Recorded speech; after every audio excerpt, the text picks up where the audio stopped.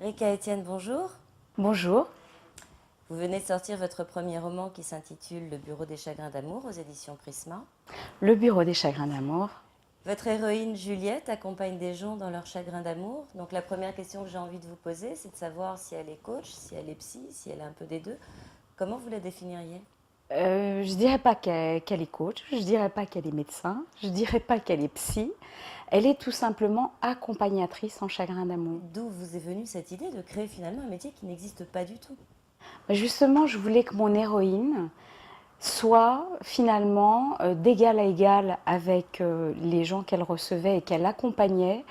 Et l'idée qu'il y ait une écoute et une parole en miroir m'a paru très intéressante. Les gens viennent effectivement raconter leurs histoires et surtout ce qu'ils trouvent chez Juliette, c'est une écoute sans moralisation et sans jugement. Moi, en tant que journaliste, j'ai interviewé des psys pour comprendre pourquoi est-ce qu'on reproduisait toujours les mêmes histoires, les mêmes galères amoureuses, pourquoi est-ce qu'on ne s'autorisait pas finalement ces bonheurs-là.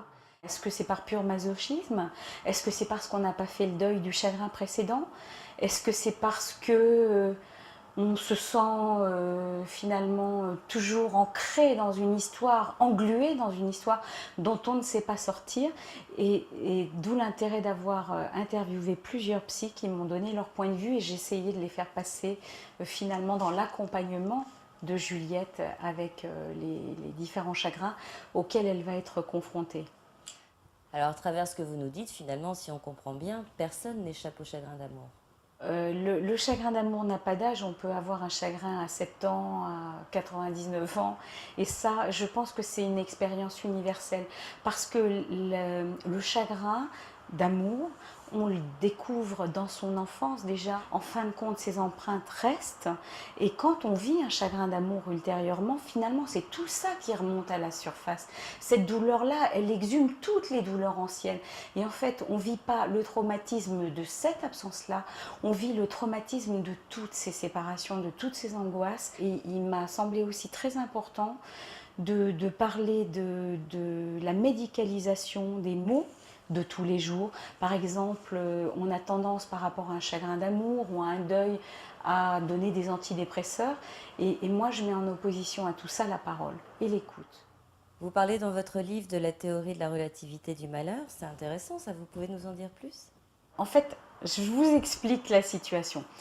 Mon mari est urgentiste et il faisait des gardes de nuit. Et un soir, pendant une garde de nuit, il est confronté à une femme totalement dépressive, désespérée, au bout du rouleau. Et il l'embarque avec lui en garde. Elle a traversé la nuit avec lui, fait de la garde toute la nuit, l'a emmené dans toutes les visites. Et au petit matin, cette femme qui était désespérée la veille allait beaucoup mieux. Et qu'est-ce qui s'est passé? C'est ça la théorie de la relativité du malheur. Le fait de savoir que vous n'êtes pas seul à broyer du noir, à voir plus noir que noir, à voir des gens qui sont dans des détresses parfois beaucoup plus intenses que les vôtres, finalement ça vous renvoie à une image de ce que vous vivez peut-être plus acceptable. En tout cas, vous êtes dans une humanité avec les autres qui fait que vous n'êtes pas seul à vous dire ça n'arrive qu'à moi, il n'y a que moi, je suis seule, désespérée, seule au monde. Et donc, ça m'avait beaucoup impressionné cette histoire. Et quelque part, j'ai voulu la reprendre dans ce livre. Et effectivement, en aidant les autres, on s'aide soi-même. Et en voyant les autres, on se comprend soi-même.